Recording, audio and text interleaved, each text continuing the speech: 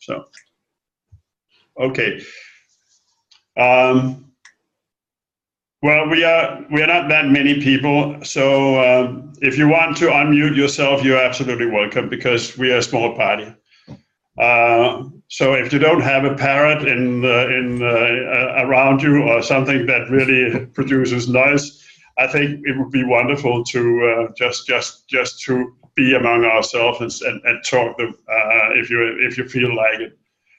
So this is the start of an introduction to the weekend that Steve and I have planned to make in November, and with the title "Less Stress and More Joy." And I've really been looking forward to this small introductory webinar here because for me it's the start of wanting to do or doing what I have wanted to do for quite a long time, namely spreading the word about the principles to more people. And I know that everybody here has the same feeling that once you have felt what the principles really mean to you, when you start just to get an inch of understanding of it, there will be a deep wish within everybody to share that with whoever is willing to listen. And I have this drive, and my personal problem is that I am not a very patient man. So I'm not very patient, and I'm 75, so I am in a bit of a rush. So consequently, I'm really anxious to get this out in the world, and I think that when Steve came up and we had a talk about it, I thought it was a lovely possibilities to do something about that. And having spoken to Steve for quite some time, I was really confirmed in my belief that the weekend is going to be a weekend of very, very high quality.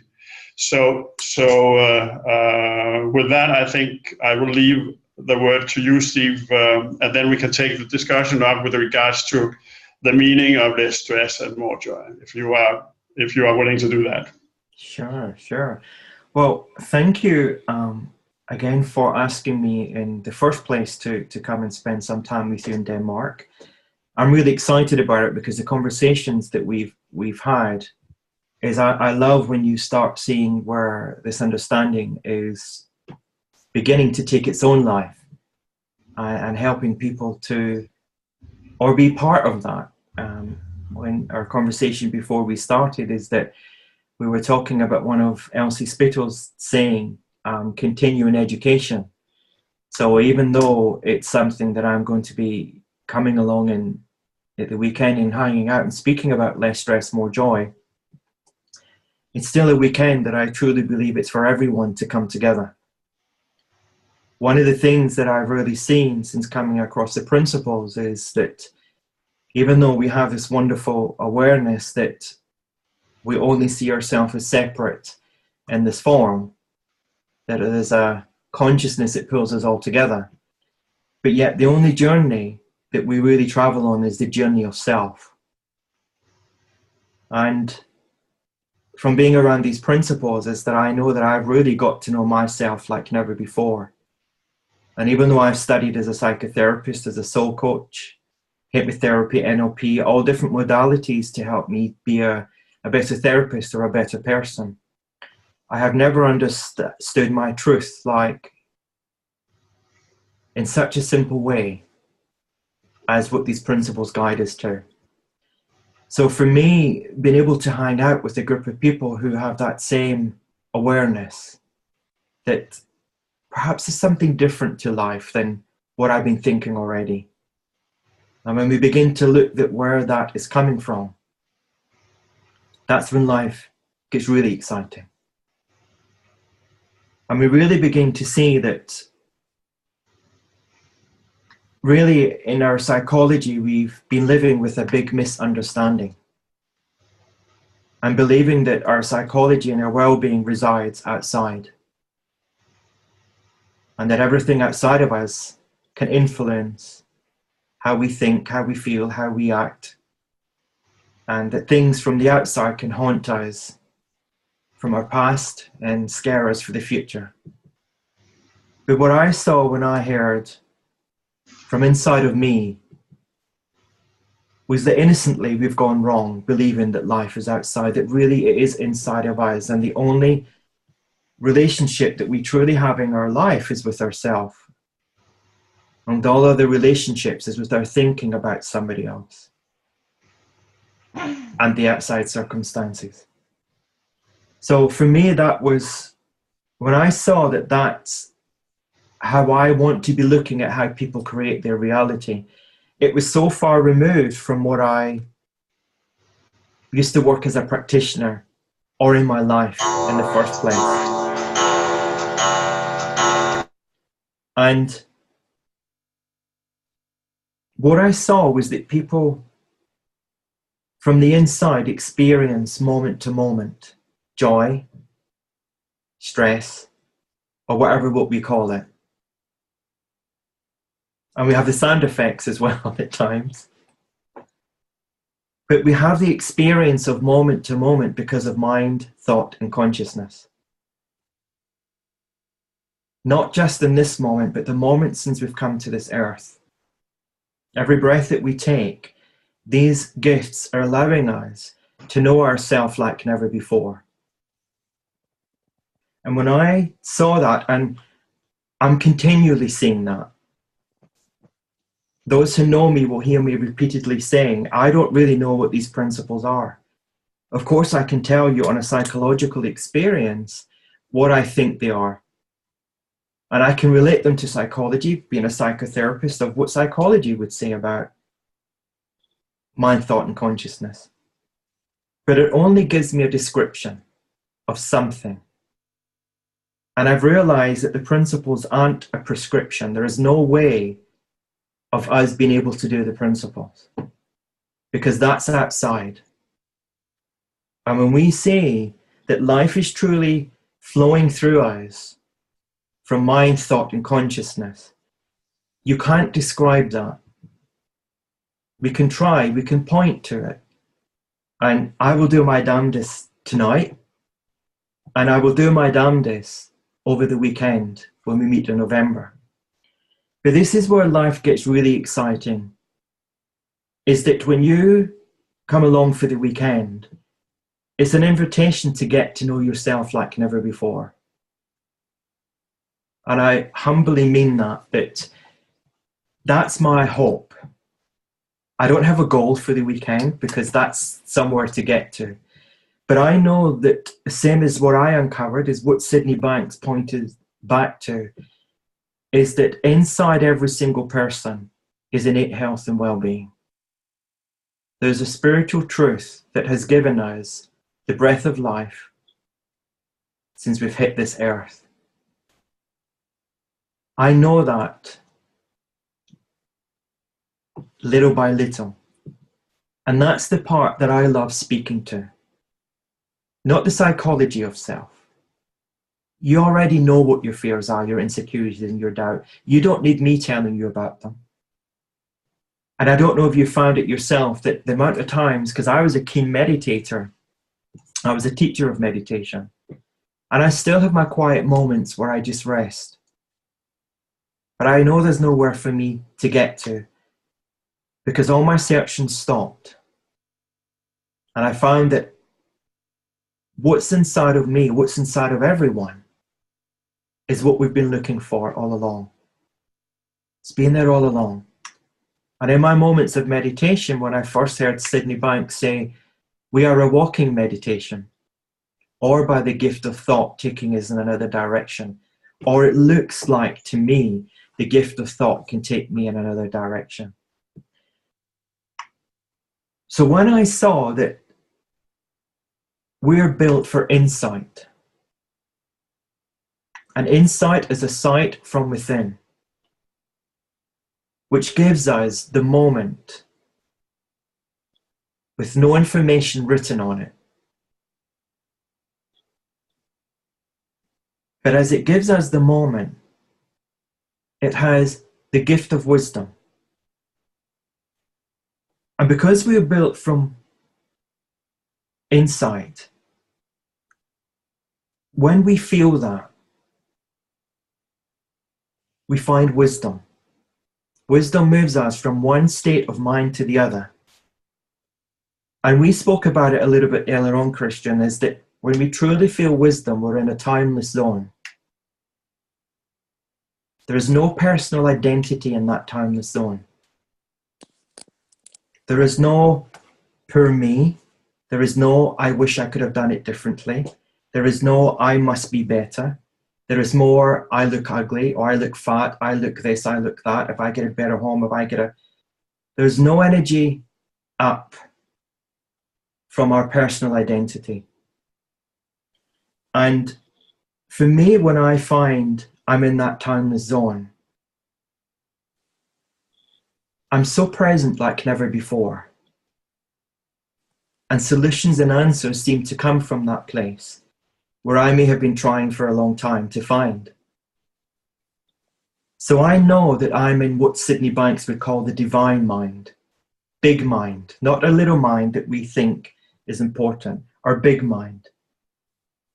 And then my facts, my stories of the past, our facts, our stories of the past, we just see that we're just reacting from them when we feel that we're stuck somewhere. This ego identity is so good at giving us the information just like that. And because we thought that's all that it was, we've got so used to listening to it, and it's got so used to shouting even louder when we haven't. So what I've loved about this also is that it's not about me trying to understand what the ego is and trying to change that. And that's what I innocently would do before.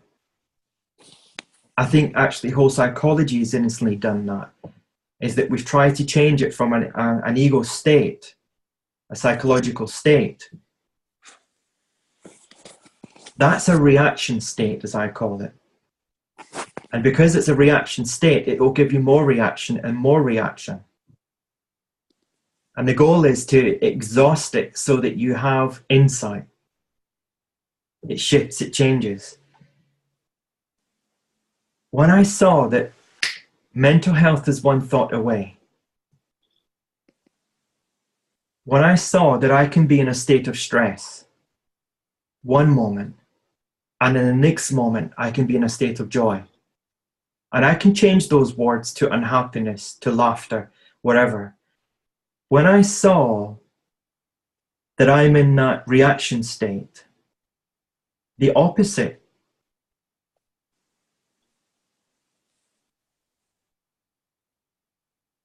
is a state of simplicity, neutrality, ordinary. And I had been chasing life to not be ordinary, to be extra special. If I'm a therapist, I have to be the best therapist for the people that I see. And hanging out in that state is rather exhausting. And of course, inevitably, we take that into our normal day-to-day living. And before we know it, we have all these mindsets that are dictating, telling us how life is. So if you key something into a computer that 2 and 2 is 5, now we know logically it's not, it's 4. But what you key into a computer is a misunderstanding if you call it 5. But that misunderstanding is you'll constantly react from that misunderstanding until you see how you've created. And what I have got to see from that timeless zone, well, it's a little bit like, you know, when we learn to drive our car, there is a universal highway code that we learn, so that we know whatever country that we should be able to understand the signs, and we kind of get to know this, either you drive on the right side or the left side and so on. I've seen that the principles are like a spiritual highway code. And the more that we understand not what mind, thought and consciousness is, but how and where they come from, then it comes with, I was going to say a set of understanding, but it's not a set because that would be a form. But it comes from an understanding that it just has such a knowing. and we're following the highway code on automatic pilot. And it knows where we're going, despite our present thinking. So we have a self-writing mechanism inside. And I see it a little bit like, you know, ever been on the ocean and you can see the storm? And there's like something 6, maybe 9, maybe 10 feet underneath. There is a complete stillness of the ocean. It's like, we know it's the same ocean, but it looks like it's separate. And that's a little bit like our identities up here in our personal day thinking. We can be the storm crashing everywhere. But 6 feet down, not quite as long, but in our heart, we point to our heart as the all-knowing. There is still that neutrality. There's still that limitless zone where you'd explain, Christian, a beautiful insight that you had, that life is lifing itself through you. And that's from that limitless zone, that still point within. And from there, I see that thought is a negative fantasy. And all my side effects of my thinking, consciousness brings it alive and makes it feel even more real. So I believe it even more. And the more I believe that consciousness and thought dance together, I lose the ability to be aware of the stillness within sometimes. But you know what's great about this understanding? Is that we really get to see that there is only truly one mind. And that knows no stressful thoughts. Have you noticed that when we don't question our thoughts, we don't suffer? Because we're in a state of mind when something just makes sense. Even though it might be, oh, I don't know if I should be doing this, but something just makes sense. Then we're listening to that limitless zone within ourselves. So,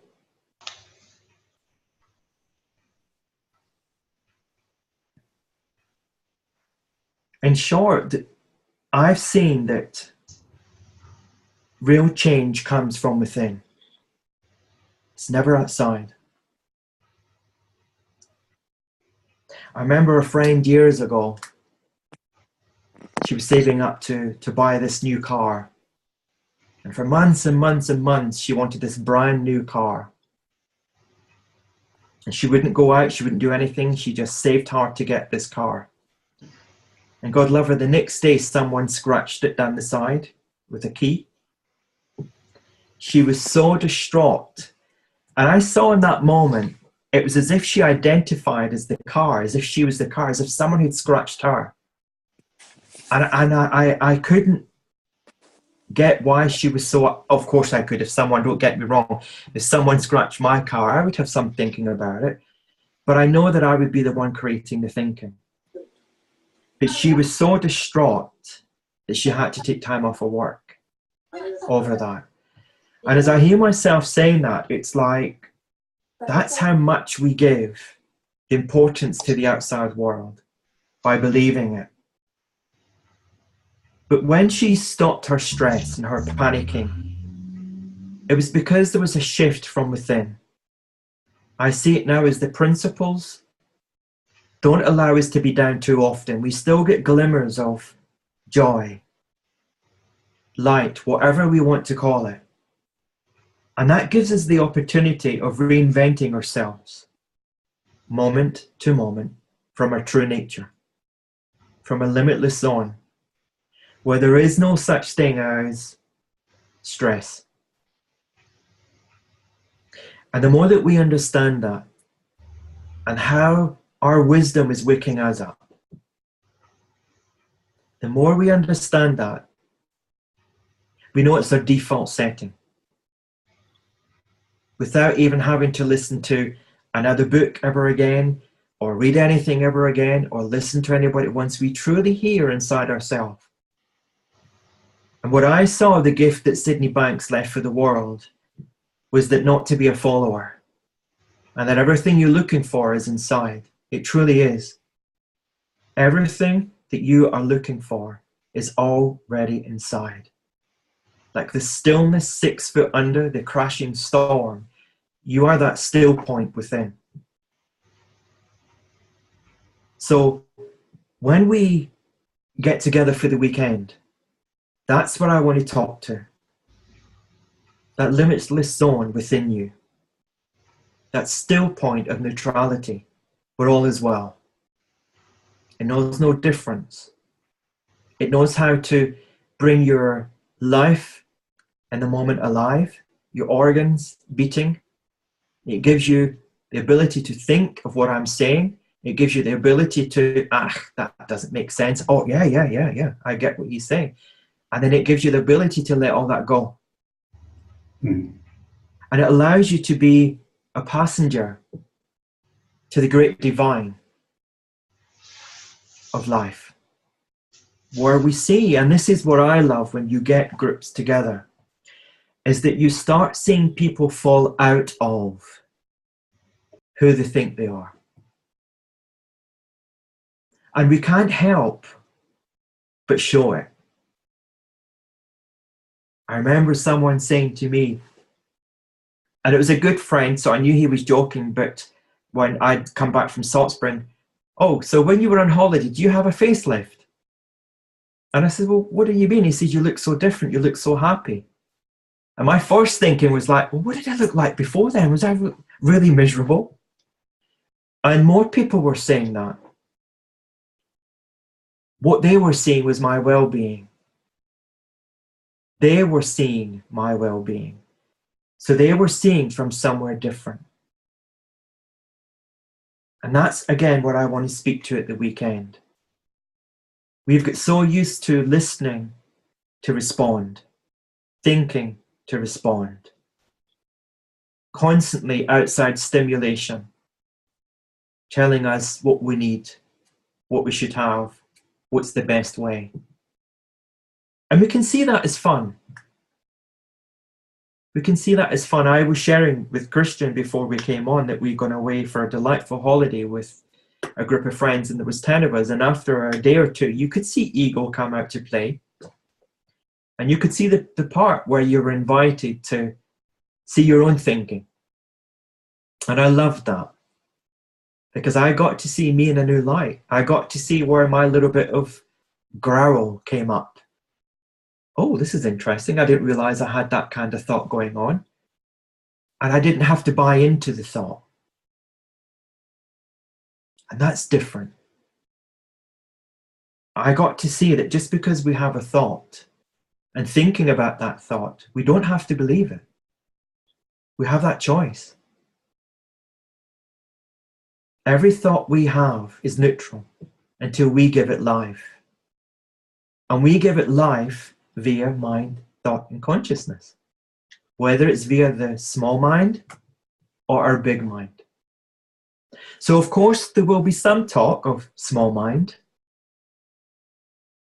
because to deny there's an ego,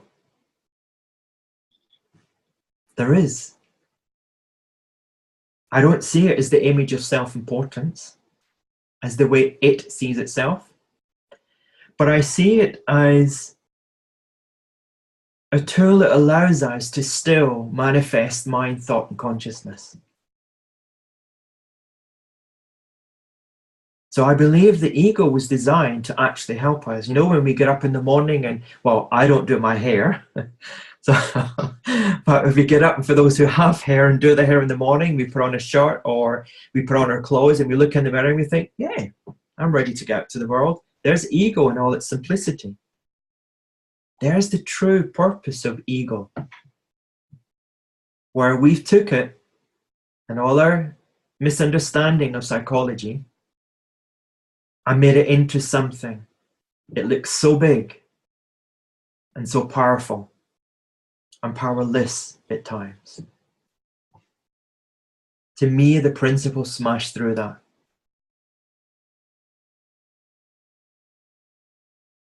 when we say that that limitless zone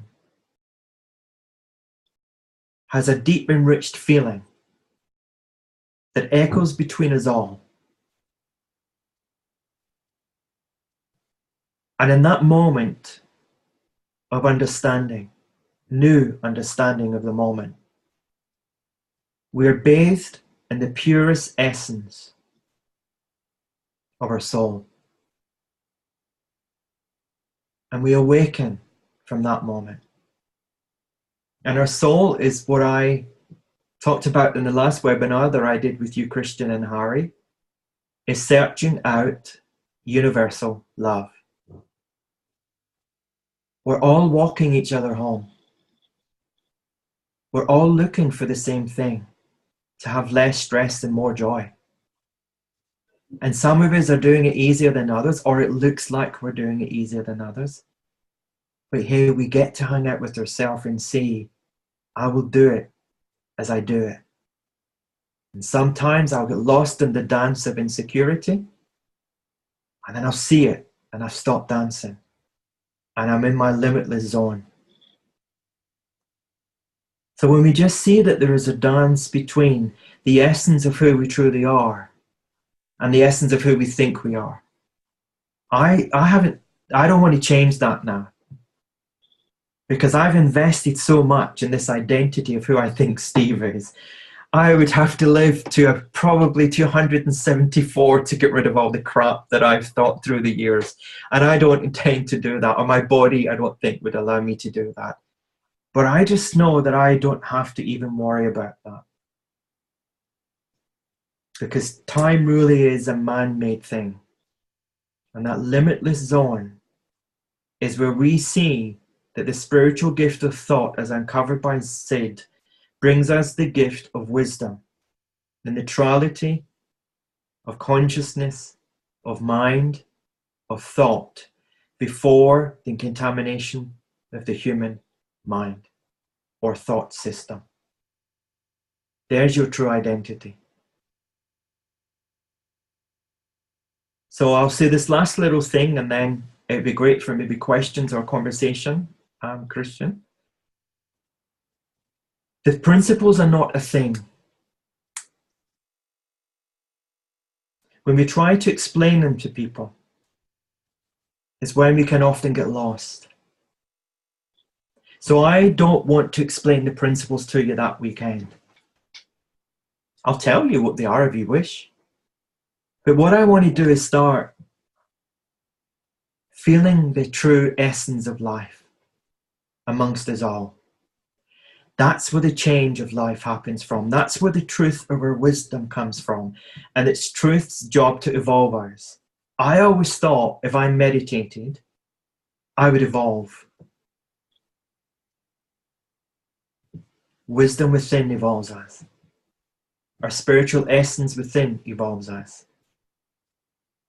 We would have no psychological energy or understanding without the spiritual essence of mind, thought, and consciousness.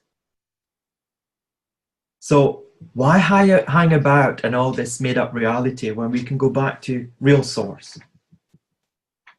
When we can start truly feeling your wisdom.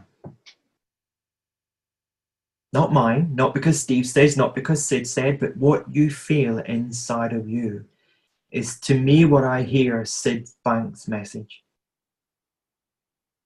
You are what you are looking for. And the weekend of less stress, more joy will be hanging out as a group, but with yourself, where we get to see other people have insights, other people share. And that's when we see that there's a magic of life. And I just know that there is a dance there that will we truly see how limitless.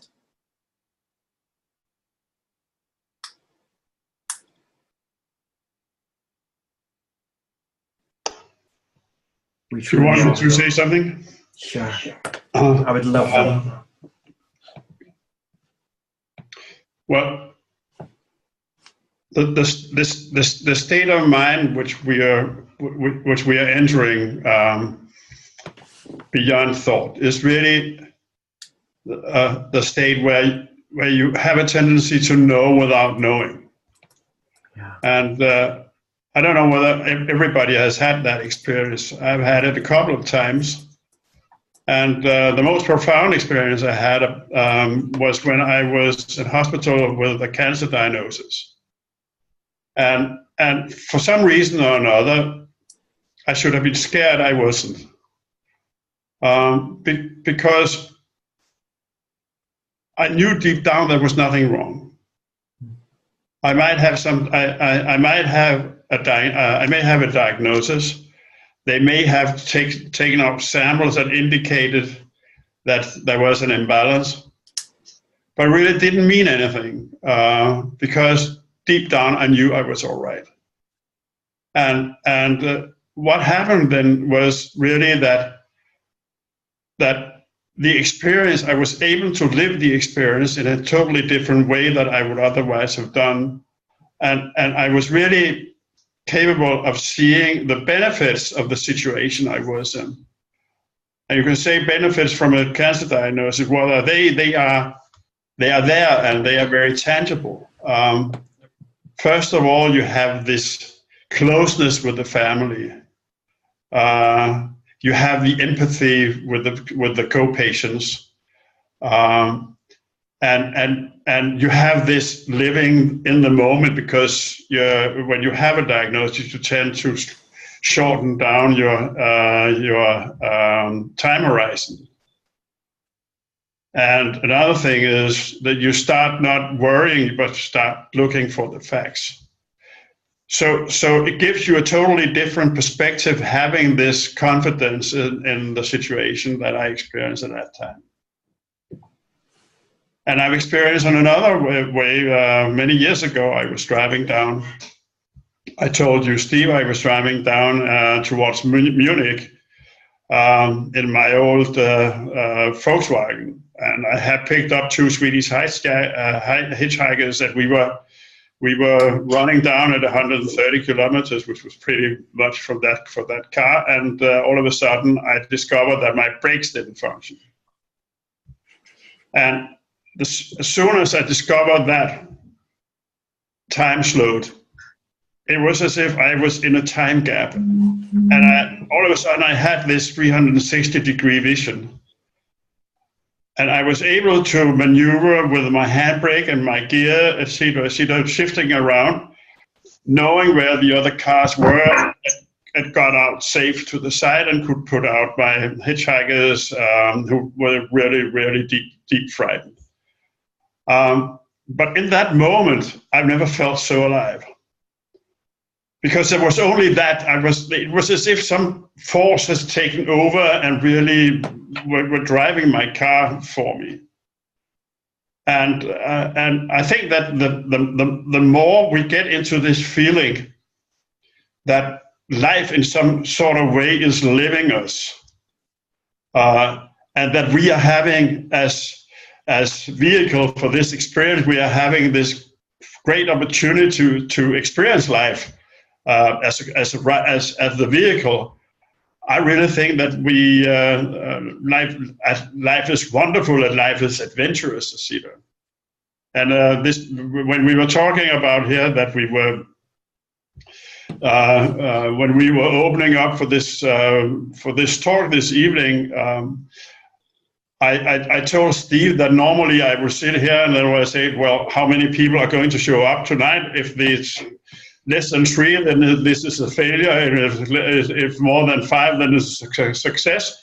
And if I would land on 4, I will sit here and speculate about the failure, and it will influence the whole experience of the life, etc.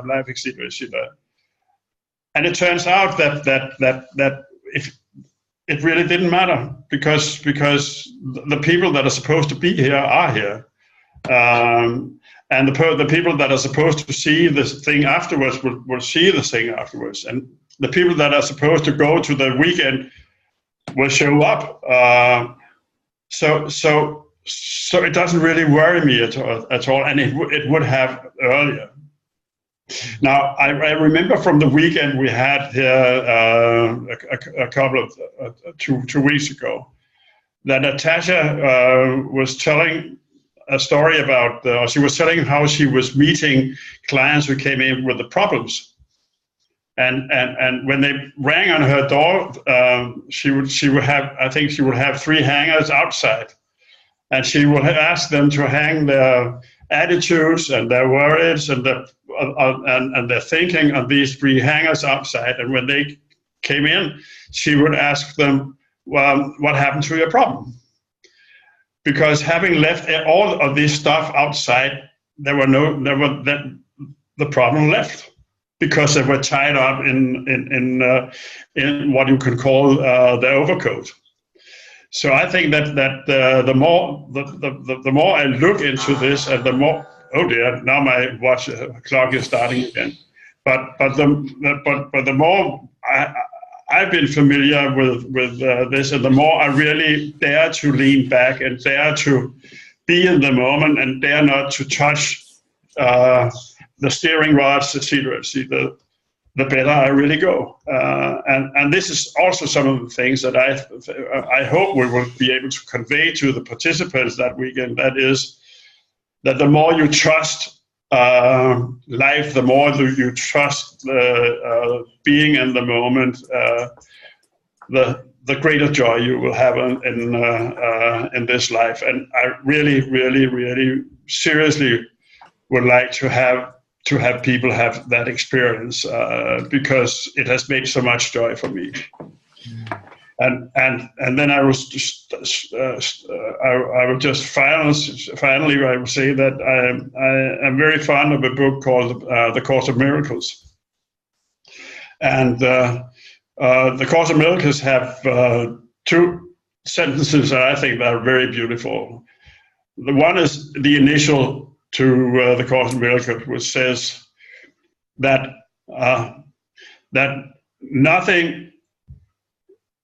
nothing real can be threatened, and nothing unreal exists. Therein lies the peace of God.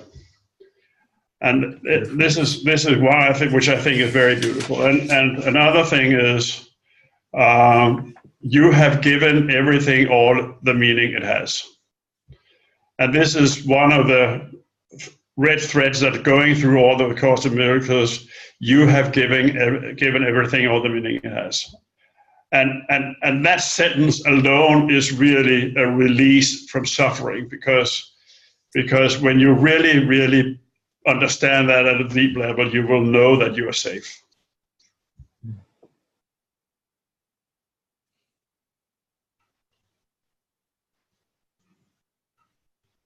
So, anybody has anything to add?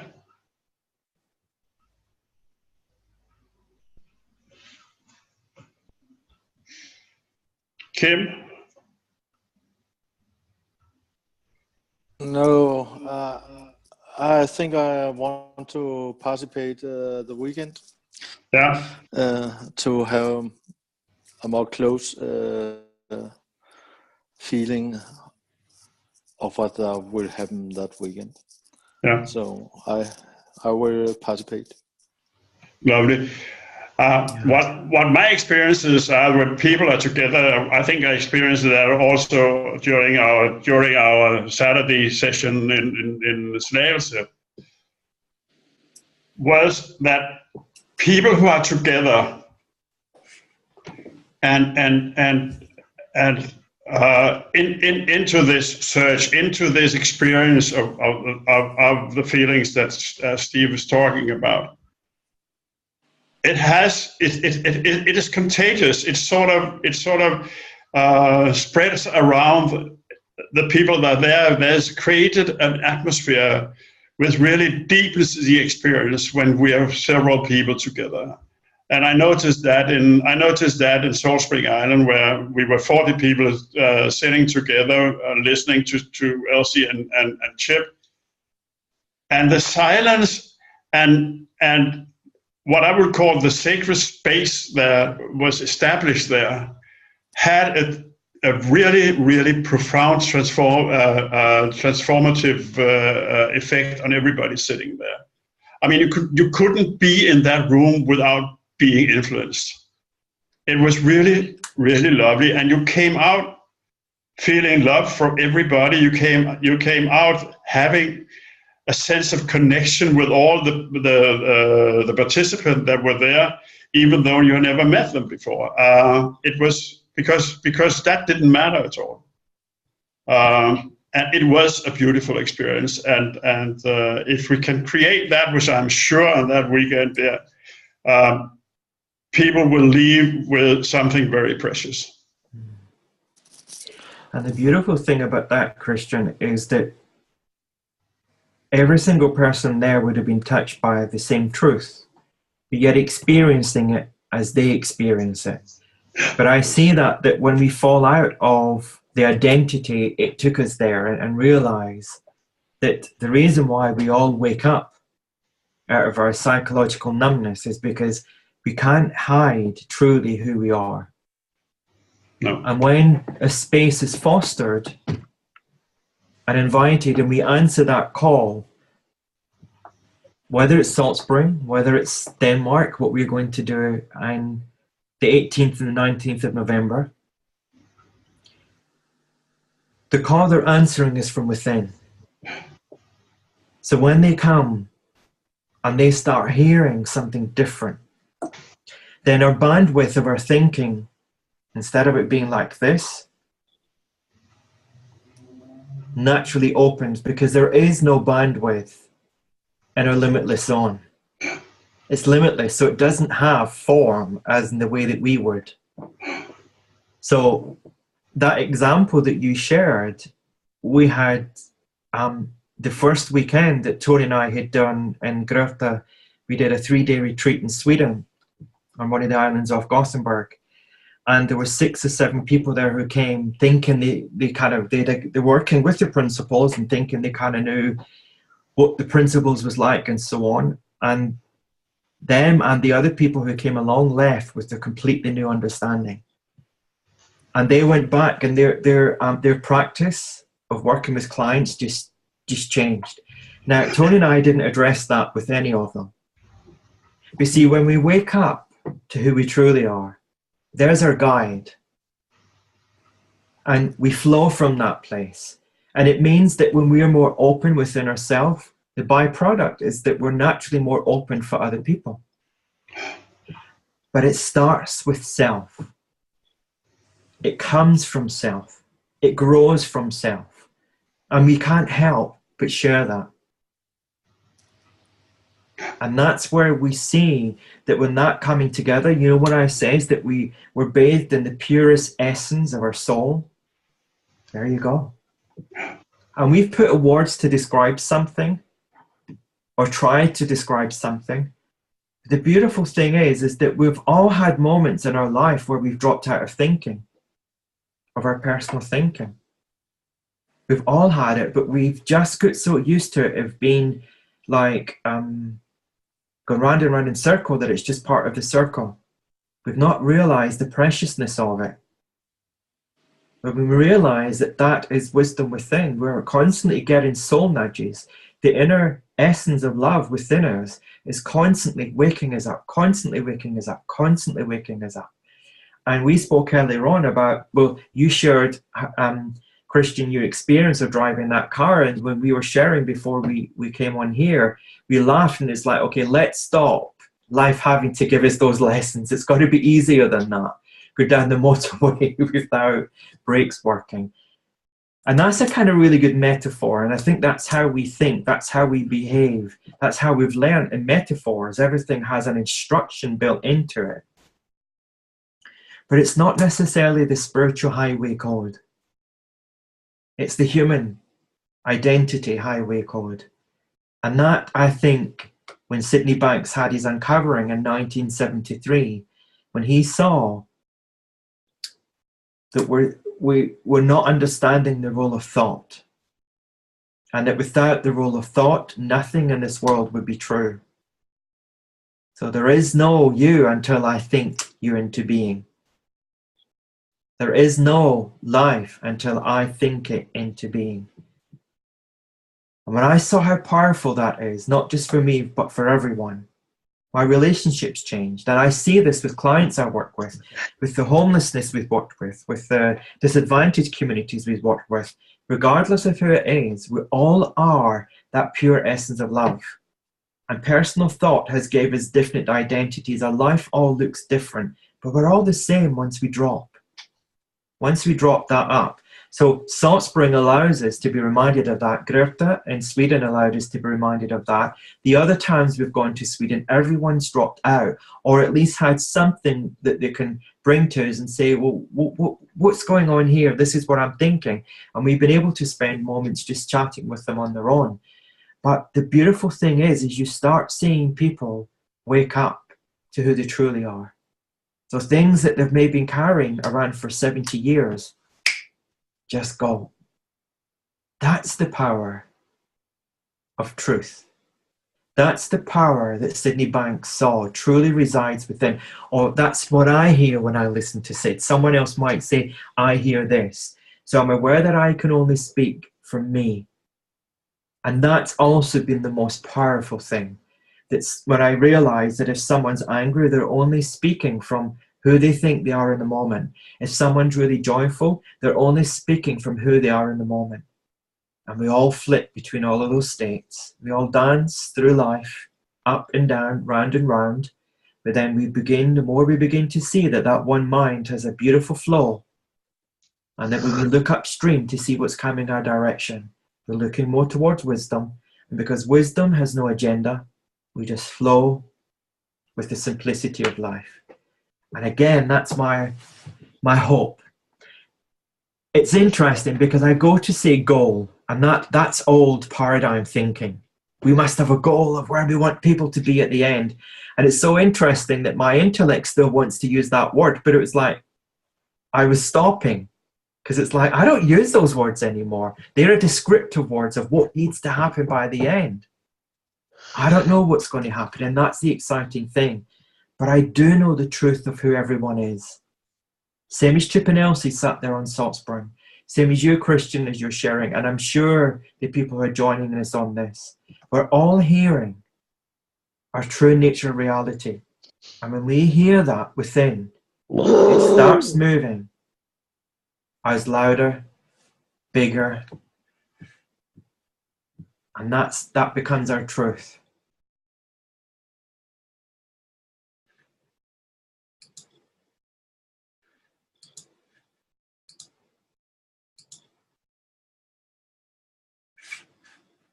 So it seems to have changed, Christian. I can't hear you anymore. Yes, it's because I unmuted myself. I muted myself. Okay. So Steve, don't you think that this is about settles what we really wanted to inform interested parties in about? Yeah. Are you happy with what has been said, you guys? Good. Yes. Should we call it off now, and we will post some more information, and if necessary, I will talk to Steve about perhaps another information in October. Let's see what happens, but otherwise, thank you very much for showing up here, and thank you very much, Steve, for your time in introducing this wonderful, hopefully very wonderful weekend. Yeah. Thank you, everyone. Yep. Thank you, Steve. Bye-bye.